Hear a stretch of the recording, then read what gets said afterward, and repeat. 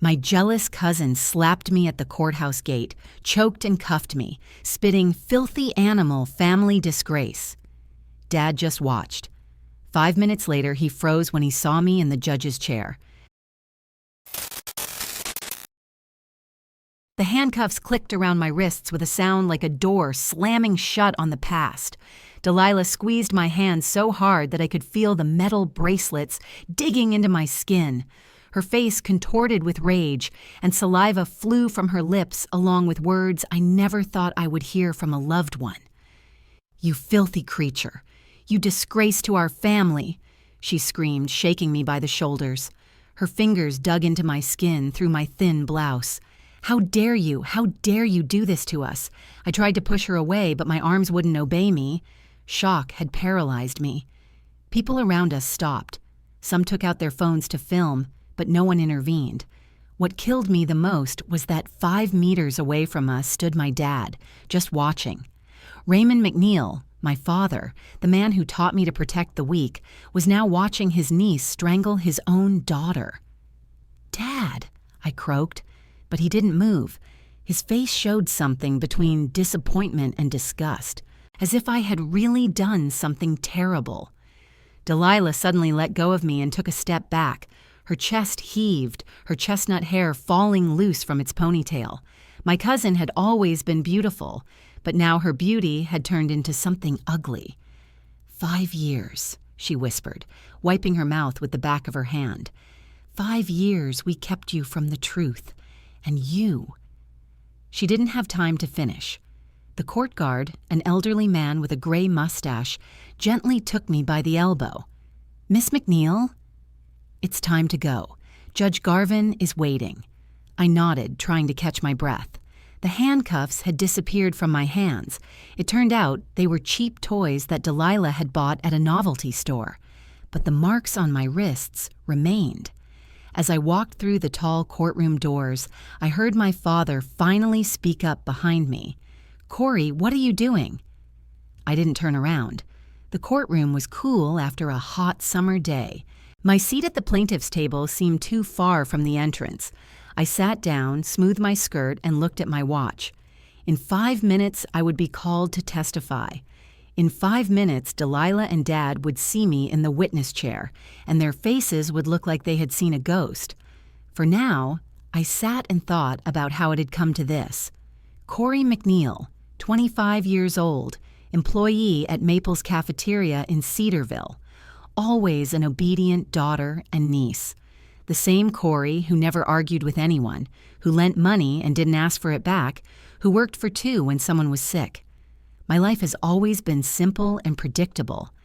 I get up at 5 in the morning, shower, have coffee, and drive to the cafeteria. There, I cut vegetables, prepare salads, serve customers, and try to please everyone.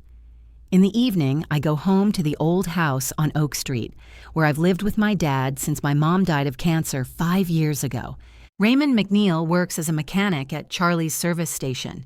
He comes home tired, his hands black with grease, sits down in front of the TV with a beer, and falls asleep in his chair. We don't talk much. He's a man of few words, and since Mom died, he's become even more silent. Delilah has always been a part of our lives. My dad's brother's daughter, 7 years older than me, she's acted since childhood as if I owe her something. When my grandmother gave me a toy, Delilah would find a way to break it or take it away. When I got a good grade at school, she would tell everyone that I had cheated. "Corey is too gullible," she would say to Aunt Mary at family gatherings. "She can be manipulated however you want." And everyone nodded their heads as if it were a comical character trait rather than something to be concerned about. Delilah worked as a cashier at Foodland and hated her job.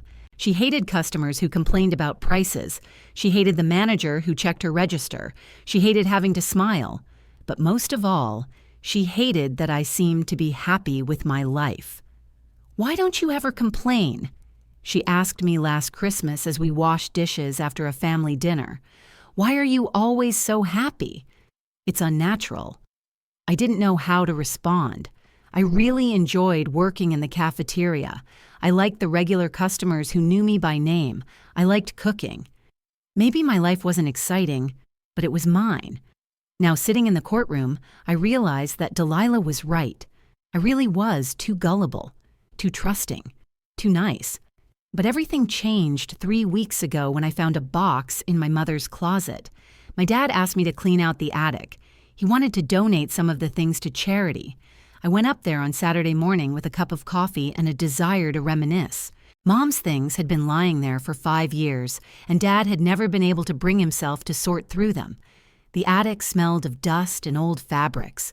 There were boxes everywhere, neatly labeled in my mother's handwriting: winter clothes, Christmas decorations, Karin's school things. In the corner, I found a small metal box labeled simply Documents. Inside were papers I had never seen before: a birth certificate, a passport, photographs, and a will. My mother's will, dated a year before her death. I sat down on the floor and began to read with trembling hands. Mom left me the house on Maple Avenue, the one that had been empty for 2 years. She also left me a bank account with $12,000 and all her personal belongings. $12,000. The house. To me. Not to Dad, not to the family. To me. I reread the document 3 times, trying to comprehend it. Mom died 5 years ago. For 5 years, I worked in a cafeteria for $8 an hour, borrowed money for utilities, and wore secondhand clothes. For 5 years, I thought my dad and I were barely making ends meet. All this time, I had my own house and money in the bank. I came down from the attic with shaky legs and found my dad in the garage. He was lying under our neighbor Jimmy's car, swearing as he tried to reach a bolt. "Dad," I said, holding the documents in my hands, "I need to talk to you." He climbed out from under the car, wiping his hands on his overalls. When he saw the papers in my hands, his face changed. "Where did you find this?" he asked quietly. "In the attic." "Among Mom's things." I showed him the will. "Dad, she left me the house. And money. Why didn't I know about this?" He turned away and started gathering his tools. "You were too young. 20 is not the age for such responsibility." "I'm 25 now." "So what? You still don't understand these things." Delilah explained that it would be better to wait until you were older. I froze. Delilah? What does Delilah have to do with this? Dad put the toolbox on the workbench and finally looked at me. "She helped me sort through the paperwork after the funeral. She said the inheritance could ruin you, that you would become frivolous. We decided to wait." "We?" My voice rose. "Who is we? It's my inheritance. Mom left it to me." Dad waved his hand as if shooing away a fly. "Don't yell at me, Corey." "We did what was best. The money is in the account. No one has touched it. And the house, well, someone had to look after it. Delilah would stop by sometimes to check that everything was okay. I felt like the floor was falling out from under me. Does she live there? No, of course not. She just sometimes stays there when she has problems with her landlord or when she needs to be alone. I looked at my father and didn't recognize him. This man who raised me, who taught me to be honest and fair, had been lying to my face for 5 years. "I want to see the house," I said. "Corey, not now. I want to see the house now." Dad sighed and took the keys from the hook on the wall. We drove there in silence. The house on Maple Avenue looked well kept. The lawn was mowed, the flower beds were weeded, the windows were clean. It was a small but cozy house with white walls and blue tiles, exactly the kind I had dreamed of as a child. When we went inside, I realized that Delilah didn't just sometimes stay over here. Her food was in the refrigerator, her clothes were in the closet, and her magazines were on the bedside table. Even the toothbrush in the bathroom was hers. "How long has she been living here?" I asked, trying to remain calm. "Corey, listen. How long?" Dad lowered his head. 3 years, maybe a little longer. She was having financial difficulties and the house was just sitting empty. I left the house, got in the car, and started laughing. Quietly at first, then louder and louder until it turned into sobbing. My family had been stealing from me for 5 years, and I had no idea. The next day, I went to see a lawyer. Lawyer David Sterling didn't look like I had imagined. Instead of a formal suit and tie, he wore a plain blue shirt with rolled-up sleeves, and on his desk was a mug that said, "World's Best Dad." His office was on the second floor of an old building in downtown Cedarville, above Rosie's Bakery, and it smelled of cinnamon and fresh bread. "So, Miss McNeil," he said, looking through the documents I had brought with me, "tell me everything from the beginning." I took a deep breath and began to tell him about the discovery in the attic, about the conversation with Dad, about the house where Delilah Sterling lived. He listened attentively, occasionally writing something down in his notebook. "Your mother died 5 years ago." "Yes, from lung cancer. She was sick for a year." "And all this time you didn't know about the will?" I shook my head. "Dad said Mom didn't leave anything." "That all the money went to treatment and the funeral." Sterling put down his pen and looked at me over his glasses. "Miss McNeil, I have to ask you, are you sure you want to do this? Lawsuits against relatives? They're always painful." "What am I supposed to do?" "Just forget about it. You could try to settle the matter amicably. Talk to your father and cousin. Explain the situation." I remembered my father's face when he gave Delilah advice. I remembered how he had made excuses instead of apologizing. "No," I said firmly. "I want to go to court." Sterling nodded. "Okay, then we need to gather all the documents. Bank statements, house documents, any letters or records related to the inheritance. Do you have access to the bank account?" "I don't know. I didn't even know it existed." "We'll find out." "Now tell me more about your cousin. How long has she been living in the house?"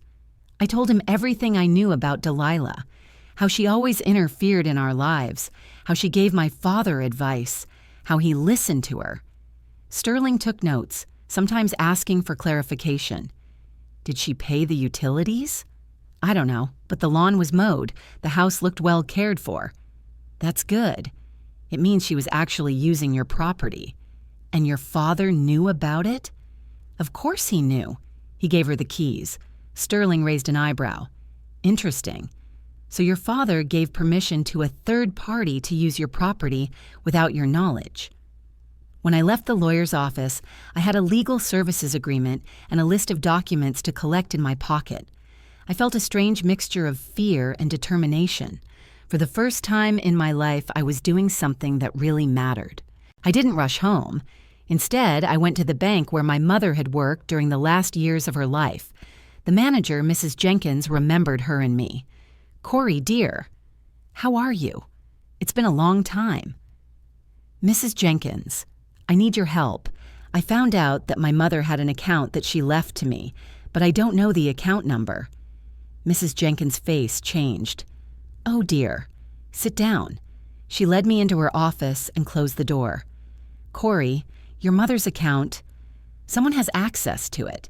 Your father has been here several times." My heart skipped a beat. "What do you mean?" "Well, he showed up with documents stating that he was the guardian of the account. He said you were still a minor, then that you were in college and couldn't manage the money yourself." "But I'm 25. Mrs. Jenkins looked uncomfortable. "Honey, the last time he was here was a month ago." "He withdrew $2,000. I felt the room spinning around me. "How much money is left in the account?" She looked at the computer. $8,342. 12 minus 8 is almost $4,000. $4,000 of my money. "Can I get statements for the last 5 years?" "Of course, but to do that, you'll need to prove that you're the real owner of the account. Bring the will and your mother's death certificate." I drove home with my cheeks burning. Dad was sitting in the kitchen drinking coffee and reading the newspaper. It was a familiar scene that I had seen thousands of times, but now everything looked different. "Dad," I said, sitting down across from him, "how much money did you take from Mom's account?" He didn't look up from the newspaper. "I don't know what you're talking about." I went to the bank. Mrs. Jenkins told me everything. Dad slowly folded the newspaper and looked at me. "That money was for maintaining the house. For taxes, utilities, repairs. Do you think all that is free? But you never told me about this. You took almost $4,000 without my knowledge. Corey, stop being so dramatic. I'm your father, and I have the right to make decisions about your future. I looked at him and couldn't believe what I was hearing. I'm 25 years old. I have a right to know about my own money. Dad stood up from the table. Your mother asked me to take care of you. She said you weren't ready for that kind of responsibility yet, and I'm keeping my promise. Mom never said that, I shouted. She left that money to me, not you. How do you know what she said and what she didn't say? You were too busy with your own stuff to notice how hard it was for her. Those words hit me like a slap in the face. Mom had been sick for a long time, and I tried to help her, but sometimes I just wanted to be a normal 20-year-old girl. It's not fair, I whispered. Life isn't fair, Corey. It's time to grow up. That evening, I sat in my room and called Delilah. She answered on the third ring. Corey? What's wrong? I need to talk to you about Mom's house. Pause. What exactly? About the fact that you've been living there for 3 years and never told me. Delilah sighed. Listen, it's hard to explain over the phone. Let's meet tomorrow. We agreed to meet at the Blue Moon Cafe at 7 in the evening. I arrived 15 minutes early and ordered coffee, trying to calm down. Delilah showed up right on time, wearing jeans and a pink t-shirt with a bag slung over her shoulder. Hi, she said, sitting down across from me. You look terrible. Thanks for the compliment. She ordered a latte and looked at me. So, you found out about the house. I found out a lot. About the house, about the money, about how you convinced Dad that I was too irresponsible to inherit. Delilah leaned back in her chair. Corey, you don't understand the situation. After Mom died, Uncle Ray was in a terrible state. He couldn't think straight or make decisions. And you were just a kid then. I was 20 years old. 20 years old and you were living on cloud 9. All you thought about was boys and parties. Remember that Tyler guy you dated? He cheated you out of $500. I did remember Tyler. He asked me for money to repair his car and disappeared the next day. But that was just once, and I was in love. That doesn't excuse what you did. We were protecting you. Do you think it was easy to watch Uncle Ray barely holding on? Someone had to take responsibility. And who gave you that right? Delilah leaned across the table. Listen, Corey. I know you're angry right now, but try to think rationally. For 5 years, you were protected from all problems. You worked quietly in the cafeteria, didn't worry about taxes, repairs, utilities. And now that everything is settled, you suddenly want to take it all away? I want to take what belongs to me. And what are you going to do with it? Move into the house? Quit your job? Spend all your money in a year and come back to Dad for help? Her words hurt because there was some truth in them. I really didn't know what I would do with the house. I didn't know if I was ready for such responsibility. It's none of your business, I said quietly. Corey, be reasonable. We can settle this peacefully. You'll get your money and I'll find another place to live. But don't destroy the family over some papers. I looked at her and suddenly understood. Delilah wasn't sorry. She didn't think she had done anything wrong. She just wanted me to calm down and not cause any trouble. It's too late, I said, getting up from the table. I've already filed a lawsuit. Delilah's face turned white. What did you say? You heard me right. See you in court. I left the cafe, leaving her sitting there with her mouth open. My hands were shaking, my heart was pounding, but I felt something new. Strength, determination. For the first time in my life, I was fighting for myself. The first court hearing was scheduled for July 23rd. I woke up at 5 in the morning, even though my alarm was set for 7. Sleep had vanished. I lay there staring at the ceiling, going over everything that could go wrong in my head. In the 2 weeks since my conversation with Delilah in the cafe, my life had turned into a living hell. First, Uncle Bruce, my father's brother and Delilah's father, called. "Corey, sweetheart, what are you doing?" he said, instead of saying hello. "Delilah told me about the court case." "Have you lost your mind?" "Uncle Bruce, I just want what's mine." "What's yours?" "Your mother barely had time to sign that will before she died. She was under the influence of painkillers and didn't know what she was doing. It was a lie, and we both knew it. The will was written a year before Mom died when she was still feeling well. Uncle, Mom was of sound mind when she wrote the will." "Listen, kid, I don't want to get involved in this." "But think about the family. We all love each other. Why ruin it over money?" After Uncle Bruce, Aunt Mary called, then Cousin Robert from Colorado, then even my grandmother from the nursing home. They all said the same thing. I was crazy, greedy, destroying the family over nothing. The worst part was that my dad stopped talking to me completely. In the morning, he would eat breakfast and go to work without saying a word. In the evening, he would sit in front of the TV and pretend I wasn't there. When I tried to talk to him, he would just get up and go to his room. It became awkward in the cafeteria, too. Cedarville is a small town where everyone knows everyone else, and gossip spreads faster than wildfire. Delilah, of course, didn't keep quiet. "Poor girl, she was overcome by greed," I heard her say to Mrs. Johnson at the checkout counter at Foodland. "Now she's suing her own father. Can you imagine? Uncle Ray put his whole heart into her after her mother died, and she—" Mrs. Johnson was one of my regular customers at the cafeteria. The next day, she came in for lunch and looked at me as if I had stolen money from her wallet. "Corey, dear," she said as I brought her salad, "maybe you should make peace with your family after all." "The gossips say that you—" "I don't want to talk about it," I interrupted her and went to the kitchen. My boss, Lenny, called me into his office at the end of the week. "Listen, Corey, you're a good worker, but this court case, customers are complaining. They say it's uncomfortable to see you after everything they've heard." "Lenny, this is my personal business. I don't discuss it at work." "I know, kid, I know. But can you take a few days off until things settle down?" I realized it wasn't an offer. I grabbed my bag and left without saying a word. My dad was waiting for me at home with a sour look on his face. "Now you've lost your job because of your antics," he said, without looking up from the newspaper. Lenny just doesn't want to deal with someone who is suing their own family. I don't blame him."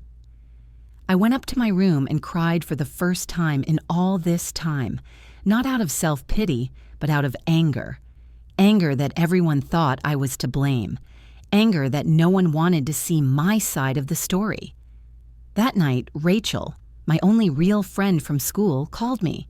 She lived in Columbus and worked at an advertising agency. "Corey, what the hell is going on with you? My mom told me she heard it from Mrs.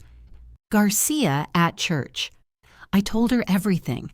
About the discovery in the attic, about the house, about the money, about the trial. Rachel listened silently. "And what does your lawyer say?" she finally asked. "He says we have a strong case. The documents are clear. The will is valid.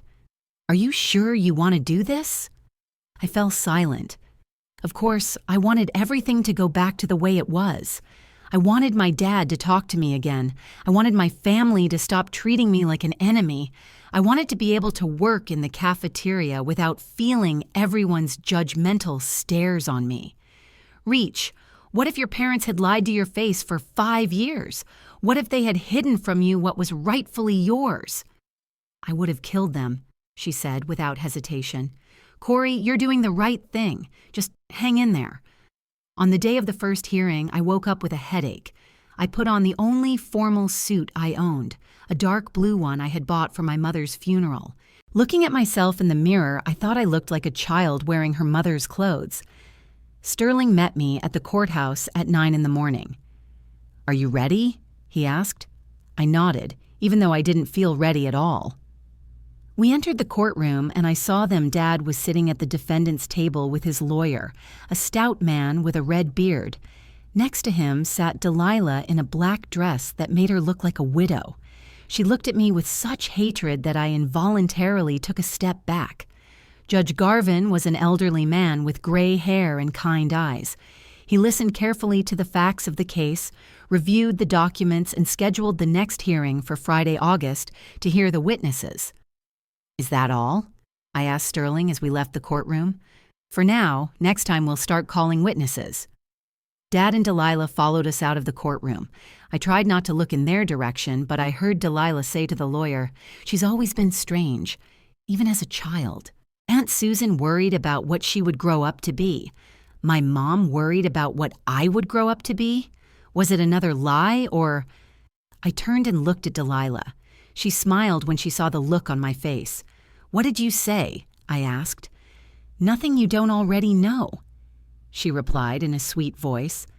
Dad took her by the arm. "Come on, Del." There's no point in talking to her.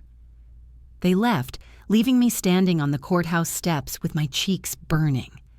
The next 2 weeks dragged on endlessly. I sat at home, reading books, cleaning, and trying not to go crazy from loneliness. Sterling called every few days to give me updates on the case. "We got the bank statements," he said during one of the calls. "Interesting. Your father was withdrawing money for more than just taxes and utilities. There are checks for the grocery store, the gas station, even a restaurant." "What does that mean?" "It means he used your money for personal expenses. That strengthens our case." I felt a mixture of relief and sadness. Relief that my suspicions had been confirmed by documentation. Sadness that my own father had actually been stealing from me. A few days later, Sterling called me into his office. "I have some interesting information for you," he said, placing a folder on the table. "We found a witness. Remember Mrs. Jenkins from the bank? It turns out she's been keeping records of all your father's visits all these years, and not just about withdrawals." He opened the folder and showed me a few sheets of paper. "Look, your father didn't come to the bank alone. Delilah was with him at least half the time. Sometimes she even signed the documents. How is that possible? She didn't have the right..." Here's the interesting part. It turns out that 3 years ago, your father signed a power of attorney for her to manage the account, formally, as a person who helps take care of you. I felt the room spinning around me. Power of attorney? Yes, that means Delilah had the legal right to dispose of your money, of course, provided that you really needed guardianship, but I was already 22 years old. Exactly. And we can prove that you were fully capable. We have witnesses from the cafeteria who will confirm that you were working, making your own decisions, and didn't need guardianship for anything. Now I understood the scale of the deception. It wasn't just a mistake or excessive concern. It was a deliberate scheme. The evening before the second hearing, Uncle Bruce called me. "Corey, this is my last request. Withdraw the lawsuit. Your dad is in the hospital with high blood pressure." My heart sank. "What's wrong with him?" "Stress. The doctor says he needs rest. This trial is killing him." "Uncle Bruce, if he would just give me what's mine..." "What money, Corey? There's $8,000 left. Are you willing to destroy the family for $8,000? It's not about the money. Then what is it? Revenge?" I hung up without answering, but his words stuck in my head. It really wasn't about the money. It was about the fact that for the first time in my life, I was standing up for myself, and I wasn't going to stop. I hardly slept that night. I tossed and turned in bed, thinking about my dad in the hospital, about what they would say in court tomorrow. Part of me wanted to stop everything, make peace, go back to the way things were. But most of me knew that if I gave up now, I would never be able to respect myself again. On August 5th, I was standing at the courthouse gates again. This time, Delilah lunged at me as soon as she saw me. "Are you happy?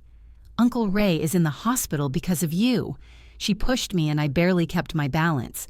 "Delilah, stop it." "No, I won't. You're destroying our family. Mom cries every day. Uncle Ray can't sleep and you..." She pushed me again, harder this time. I fell to my knee, tearing my tights. "Delilah!" Dad appeared out of nowhere and grabbed her by the arm. "Enough!" He helped me up, and for a moment concern flashed across his eyes. But almost immediately his expression turned cold again. "I'm sorry," he muttered. "She's just upset." I looked at him and suddenly realized that this was no longer the man I thought of as my dad. This man could watch his niece attack his daughter and apologize for her instead of protecting me. "It's okay," I said quietly. "See you in court." I walked to the entrance without turning around. Behind me, I heard Delilah shouting something, but I couldn't make out the words. 5 minutes later, I was sitting in the witness chair, swearing to tell the truth, the whole truth, and nothing but the truth. And at the defendant's table sat Dad and Delilah, looking as if they had seen a ghost. Judge Harvin announced the verdict on August 28th at 2 p.m. I sat next to Sterling and clenched my hands so tightly that my nails dug into my palms. At the defendant's table, Dad stared at the floor, while Delilah kept her eyes fixed on me, as if trying to burn me with her gaze. "Having considered all the evidence presented," said the judge, removing his glasses and wiping them, "the court concludes that the will of Susan McNeil is a valid document, drawn up by a person of sound mind and in full possession of their mental faculties." My heart was pounding so loudly that it seemed the whole courtroom could hear it. Furthermore, the court has found that the defendants have, for 5 years, prevented the plaintiff from exercising her legal rights to the inheritance and have used funds from the heiress's account without her knowledge or consent. Delilah turned sharply to her lawyer and whispered something in his ear. The lawyer shook his head. "The court orders that the plaintiff, Corey McNeil, be given full control of the property located at 43 Maple Avenue, and that she be reimbursed the sum of $3,800, which was illegally withdrawn from her account." Sterling gently touched my hand. "Congratulations," he whispered. "We won." But I didn't feel happy. I looked at my dad, who still hadn't raised his head, and thought about what it had cost me. As we left the courtroom, Delilah caught up with me at the door. "Do you think this is the end?" she hissed. "Do you think everything will be okay now?" "Delilah, leave her alone," Dad said in a tired voice. "No, she needs to know." Delilah turned to me, her eyes burning with fire. "You're on your own now, Corey." "All alone. We were your family and you betrayed us." "I didn't betray anyone. I just took back what was mine." Delilah laughed, but it was an unpleasant laugh. "Belonged to you?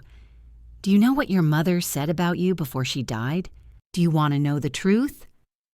Dad raised his head sharply. "Delilah, don't." "Why?" "She loves the truth so much." Delilah leaned toward me. "Your mother told Aunt Mary that she was afraid for you. She was afraid you were too naive, too trusting, that any man could deceive you and leave you penniless." The words hurt like blows. "That's not true." "It is. She asked Uncle Ray to take care of you until you were older. And what did you do? You sued him." I looked at my dad. "Is that true?" He finally looked up at me. There was weariness in his eyes and something like disappointment. "Your mother was worried about you, Corey. She wanted you to be protected. She wanted you to steal from me." "We didn't steal from you. We were protecting your future." I felt tears welling up in my eyes, but I held them back. "Where were you when I lost my job? When the whole town looked at me like I was a pariah? Who was protecting me then?" Dad turned away. "Let's go, Del. There's nothing more for us to do here." They left, leaving me standing on the courthouse steps with a feeling of emptiness inside. Sterling approached me with some documents in his hands. "Miss McNeil, you need to sign a few papers, and here are the keys to the house."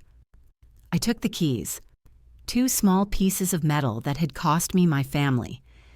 That evening, I drove to the house on Maple Avenue. Delilah had managed to take her things with her. The closets were empty. The refrigerator was unplugged. Only a note lay on the kitchen table. I hope it was worth it. I walked through the empty rooms and tried to imagine myself here, but I couldn't. This house was beautiful, cozy, just the kind I had always dreamed of. But now it reminded me of everything I had lost to get it. The next day, I called Sharon Whitman, the real estate agent Sterling had recommended. "I want to sell the house," I said without preamble, "but you just got it. Maybe you should think about it a little longer. I've already thought about it." Sharon came by that same day. She looked around the house, took some pictures, and did some calculations in her notebook. "Considering the condition of the house and market prices, I think we can ask for $75,000, she said. "That's a good price for Cedarville." $75,000, plus the $8,000 left in the account. Enough to start a new life in a new place. How long will it take to sell? At that price? A month, 2 at most. That night, I lay in bed and listened to Dad pacing around the kitchen downstairs. He came home late, as he always did when he was upset. I heard him open the refrigerator, pour something into a glass, and sit down at the table. I wanted to go downstairs, talk to him, explain why I did it, but I knew he wouldn't listen to me. I had already become a stranger to him. In the morning, I found him in the kitchen with a cup of coffee and a newspaper. He didn't look up when I came in. "Dad, I need to tell you something." He turned the page without answering. "I'm selling the house. And I'm moving out of Cedarville." Now he looked at me. "Where to?" "I don't know yet. Maybe Columbus, or even further away." Dad put his cup on the table. "So you got what you wanted and now you're running away?" "I'm not running away. I just don't belong here anymore." "This is your home, Corey." "No. My home is where I am loved and respected, not where I was lied to for 5 years." Dad got up from the table and walked over to the window. Behind him was the garden that Mom used to tend with such love. "Your mother wouldn't have wanted this," he said quietly. "Mom's dead, Dad, and you can't speak for her." He turned and looked at me as if he were seeing me for the first time. "Who have you become, Corey? You used to be so kind, so obedient, submissive, someone who could be deceived and never even realize it, someone who respected her family." I laughed, but without joy. "Family? You call this family? When the people closest to you lie to your face for 5 years?" Dad came up to me. There was anger on his face that I had never seen before. "We loved you. We protected you. We wanted you to have a future. You wanted me to stay a child forever, to never grow up, never make my own decisions. And now look what you've done. You destroyed your family, lost your job. Everyone in town is talking about you. And you know what?" I interrupted him. "I don't care what they say. For the first time in my life, I don't care what others think, because I finally know who I really am." Dad looked at me for a long time and said nothing. Then he said the words I will remember forever. "You are no longer my daughter." I felt something break inside me, painfully, irrevocably. "Fine," I said as calmly as I could. "Then I'm no longer your problem." I went up to my room and started packing my things. I had surprisingly few personal belongings for a 25-year-old. Clothes, a few books, photographs, jewelry. Everything fit into 2 suitcases and a backpack. When I came downstairs with my things, Dad had already left for work. There was a note on the kitchen table. "Leave the house keys on the table." I put the keys next to the note and wrote my own. "If you change your mind, you know my number." I lived at the Pineview Motel on the outskirts of Cedarville for 2 weeks, waiting for a buyer for the house. I called Sharon every day and heard the same thing every day. "Just a little longer, dear. There are interested parties, but nothing concrete yet." That Saturday, as I sat in my motel room reading apartment rental ads in Columbus, Rachel called me. "Corey, I just saw an ad for your house for sale online. What's going on?" I told her about the court decision, the conversation with my dad, and my plans to move. "Are you crazy?" Rachel said. "You're moving to Columbus." "Great. You can stay with me until you find something of your own." "Reach, I don't want to be a burden." "Nonsense, I'll have fun. Besides, you need to start a new life. And Columbus has jobs, people, opportunities, not like in this shitty Cedarville." For the first time in weeks, I smiled. "Do you think I'm doing the right thing?" "I think you're doing the only thing you can do." Corey, you've changed, and that's good. You used to let everyone push you around. Now you make your own decisions. The following Monday, Sharon called with news. I have a buyer, a young couple with a child. They're offering $70,000 in cash. I'll take it, I said without hesitation. But you could negotiate. No, I need to close this. The deal was signed on Friday. I sat in the notary's office and signed the documents that made me $70,000 richer and finally free from the past. When it was all over, I went to the cemetery where my mother was buried. The gravestone was simple. Susan McNeil, loving wife and mother. Mom, I said, sitting down on the grass next to the grave, I don't know if this is what you wanted. But I couldn't do anything else. I can't be the girl I used to be anymore. I need to grow up. The wind rustled the leaves on the trees, and I felt like my mother could hear me. I'm moving, Mom. I'm starting a new life, and I promise you, I won't let anyone take advantage of me anymore. That evening, I loaded up my car and left Cedarville for good. In the rearview mirror, I saw the familiar streets, the houses where I grew up, the cafeteria where I worked, disappear. Was it painful? Yes. But I wasn't driving away from something. I was driving toward something, toward a new life where I would decide for myself who I was and what made me happy.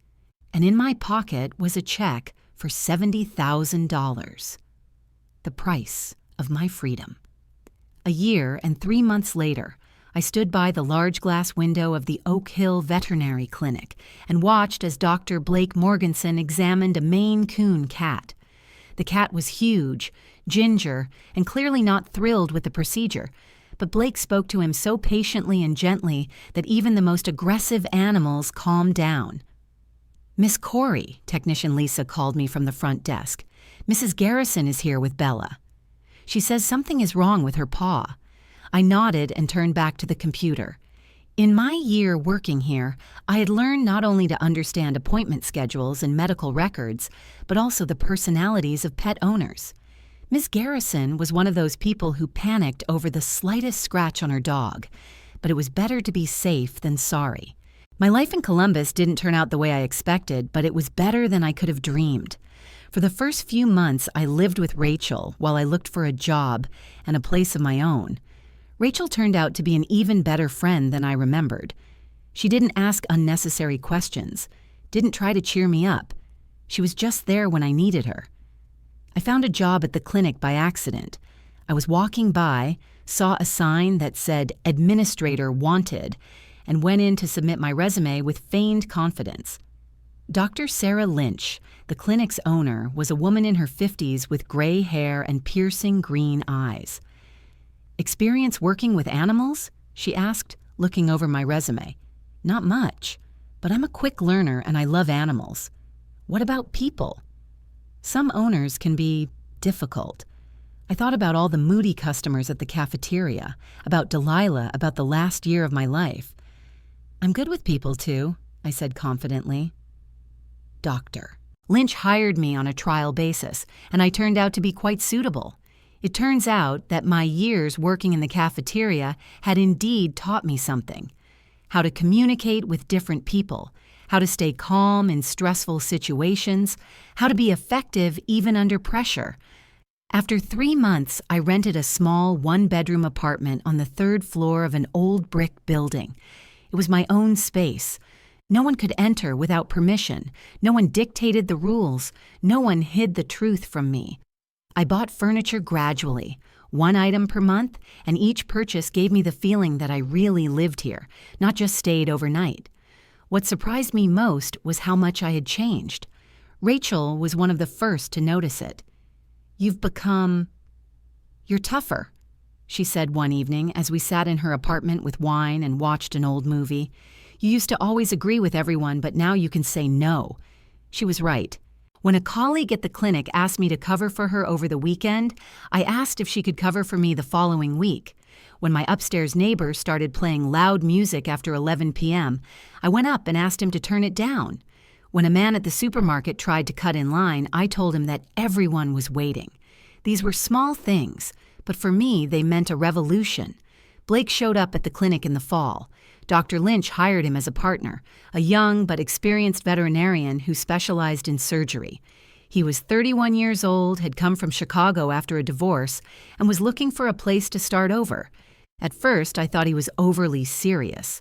Tall, thin, with dark hair and brown eyes behind glasses, he spoke little and always to the point.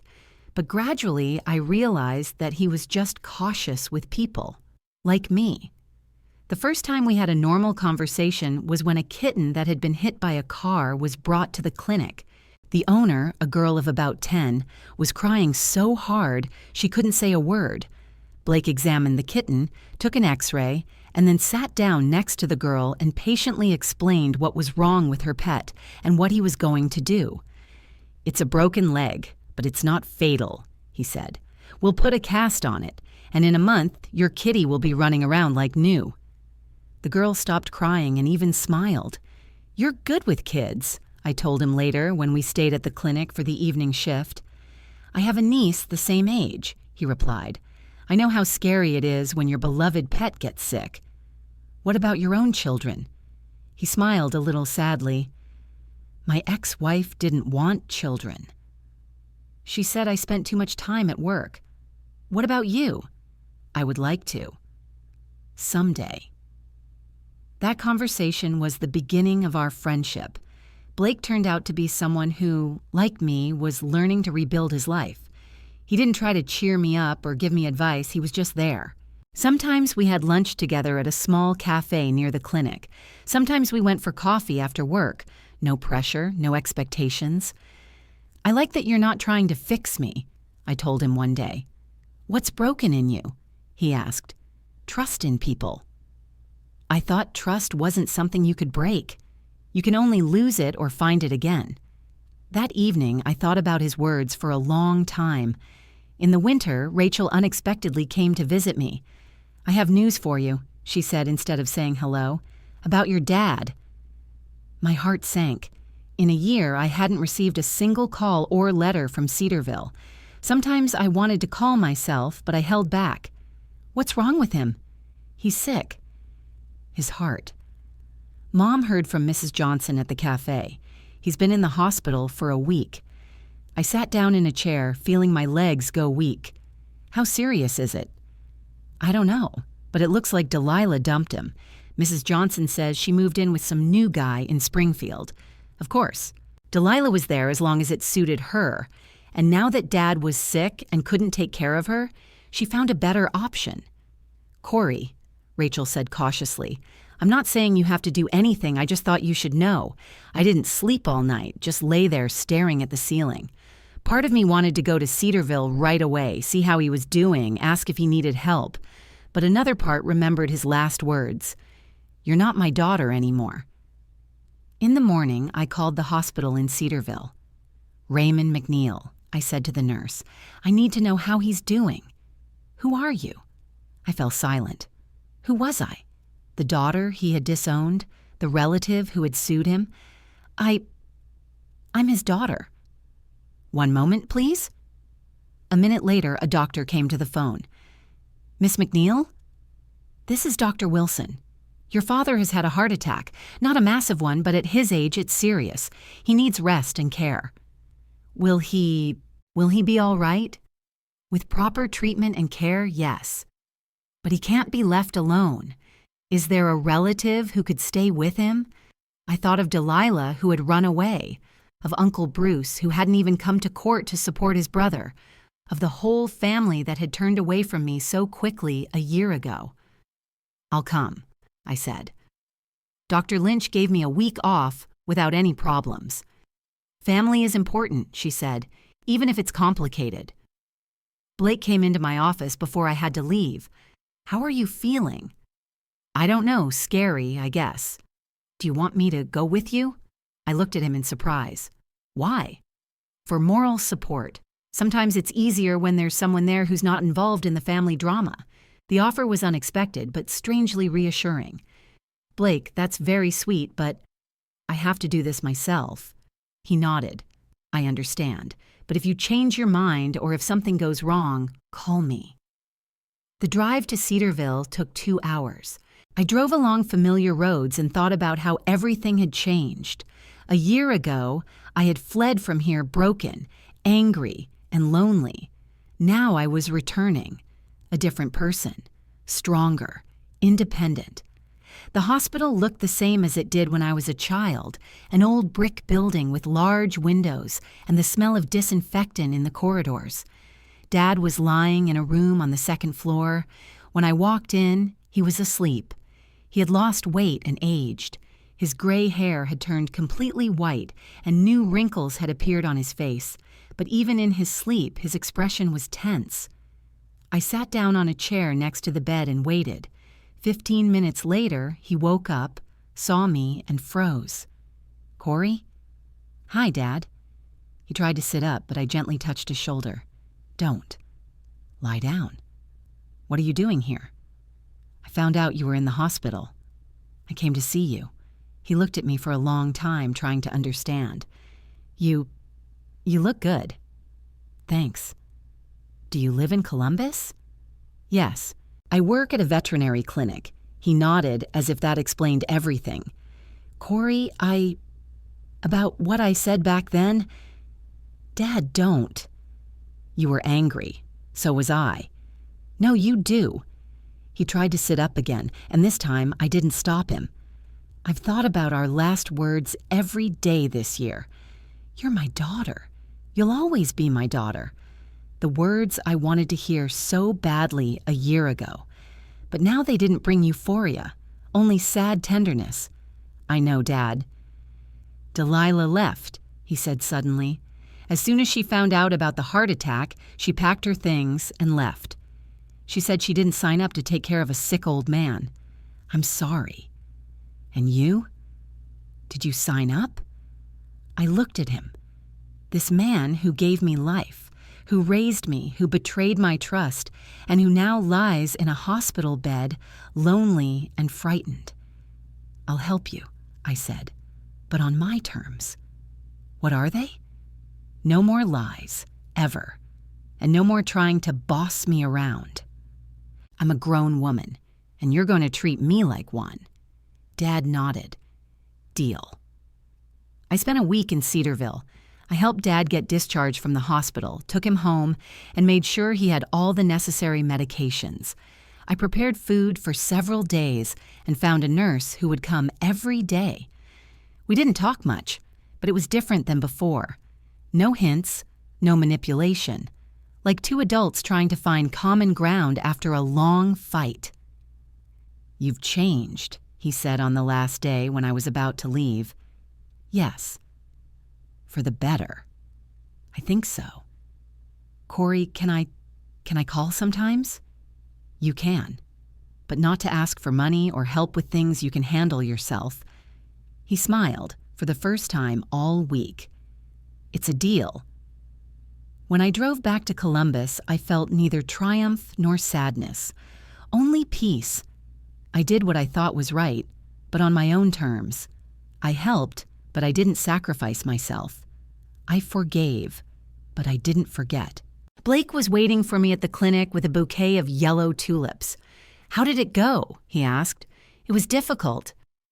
"But it's okay. Ready to tell me?" I looked at him. This kind, patient man who demanded nothing from me but honesty.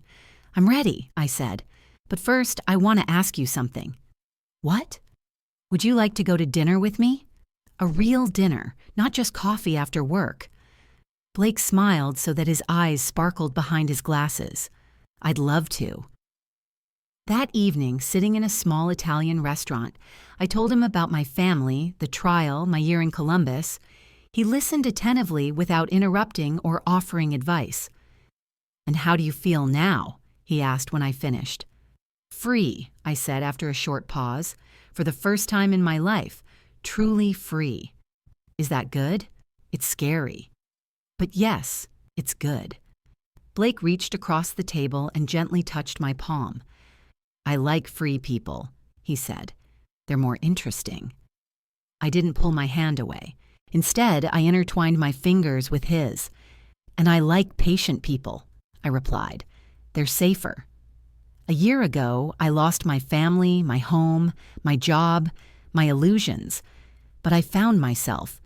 And now, sitting in this restaurant with a man who looked at me with respect and tenderness, I understood.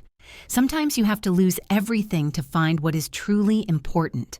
My life was no longer perfect. My dad called once a week.